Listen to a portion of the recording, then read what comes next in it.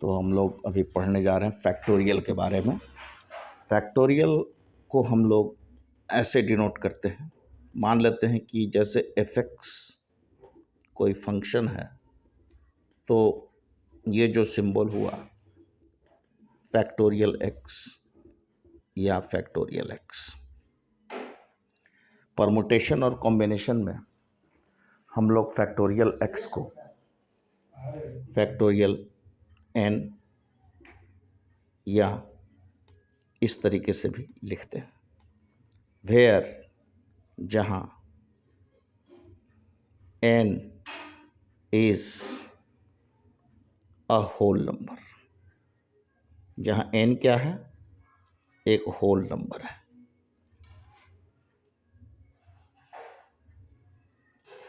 Whole number का मतलब n non negative integer, non negative integer.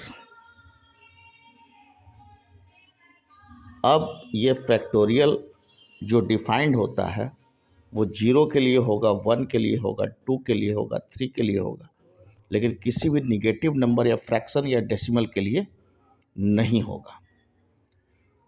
तो अब इसका मतलब क्या होता है? तो फैक्टोरियल 0 का जो वैल्यू होता है वो होता है 1। फैक्टोरियल 2 का जो वैल्यू होता है वो होता है 2 इंटू 1। फैक्टोरियल 3 का जो वैल्यू होता है वो 3 से लेकर के 1 तक के नेचुरल नंबर का प्रोडक्ट। फैक्टोरियल 4 का वैल्यू उसी तरह से हो गया, 4 से लेकर के 1 तक के नंबर का प्रोडक्ट। उसी तरह से अगर हम फैक्टोरियल n लिखते हैं तो n कोई नेचुरल नंबर होगा और इसका n into n-1 into n-2, और ये घटते घटते कहीं ना कहीं 3 पर आएगा, फिर 2 पर आएगा, 1 आएगा। अब इसी फैक्टोरियल का इस्तेमाल हम लोग कैलकुलेशन वगैरह में करते हैं, जिसको हम लोग यहाँ पर पढ़ेंगे।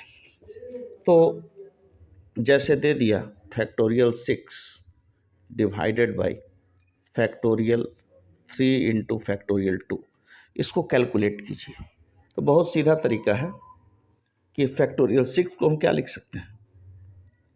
6 into 4 into factorial 3 divided by factorial 3, तो ये तो कट जाएगा, ये 2 है तो फैक्टोरियल 2 रह जाएगा। तो 6 इंटू 4